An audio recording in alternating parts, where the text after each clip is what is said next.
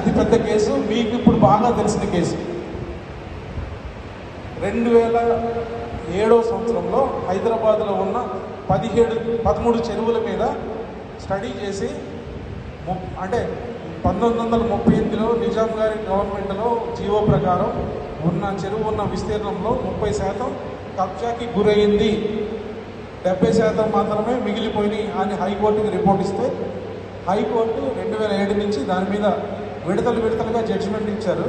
First విడతగా 2014లో government, అప్పటికే తెలంగాణ రాష్ట్రం ఉద్భవించింది, తెలంగాణ గవర్నమెంట్ కానీ ఆంధ్రప్రదేశ్ గవర్నమెంట్ కానీ చెరువుల్ని బతికించడానికి ఒక చట్టం తీసుకురావాలంటే తెలంగాణ ప్రభుత్వం మిషన్ కాకతీయ పెట్టింది. ఐడియా ఉంది కదా, మిషన్ కాకతీయ ఈ కేసు నుంచే వచ్చింది. ఆంధ్రప్రదేశ్లో చంద్రబాబు నాయుడు గారు మా దగ్గర డబ్బులు లేవని చేతులెత్తారు. 2014లో వచ్చింది. లేటెస్ట్ 2024లో హైదరాబాద్ హైకోర్టు చీఫ్ జస్టిస్ గారికి కోపం వచ్చింది. ఏమని, 2007లో చెరువులు ఎలా ఉన్నాయి, 30% కబ్జా అయిపోయినాయి, ఇప్పుడు ఎలా ఉన్నాయి ఒక కమిటీ వేయిస్తే ఆ కమిటీ రిపోర్టు ప్రకారం తెలిసింది ఏంటంటే ఆ చెరువులు 80% కబ్జాకు గురైపోయినాయి.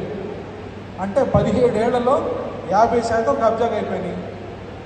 ఆ ఫైల్ చేసిన కేసు వేసిన వాళ్ళు చెప్పిన దాని ప్రకారం అప్పుడే ఏదో ఒకటి చేసుంటే 50% చెరువులు బతికాయి కదా అన్న ఉద్దేశంతో ఆయనకి బాగా కోపం వచ్చి దీని మీద ఒక సంస్థనే ఏర్పాటు చేయాలి, ఆ సంస్థ రాజకీయ నాయకులకు అతీతంగా ఉండాలి, అధికారులకి అతీతంగా ఉండాలి అని ఆ సంస్థని పోలీసు వ్యవస్థ నుంచి ఒక పెద్ద ఆఫీసర్ని తీసుకొచ్చి ఆ సంస్థకి డైరెక్టర్గా పెట్టి దాన్ని ముందుకు నడిపిస్తున్నారు.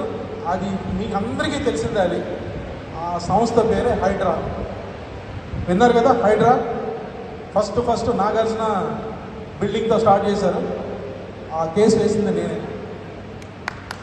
అర్థమవుతుంది కదా. సో మా బ్యాక్గ్రౌండ్ అది, మేము ప్రజల కోసం పనిచేసేవాళ్ళం, మా కోసం ప్రజలు యూజ్ చేసేవాళ్ళం. కాబట్టి చెరువులు కబ్జా గురవుతున్నాయి, నాశనం అయిపోతున్నా అని ఫీల్ అయిపోయి మేము కేసేసి బెదిరింపులకు గురై అంత దూరం వెళ్ళిన వాళ్ళమే. రైతాంగ వ్యవస్థ గురించి వచ్చిన కష్టాల గురించి మేము కాంప్రమైజ్ అవుతామా? అవసరం లేదు కదా.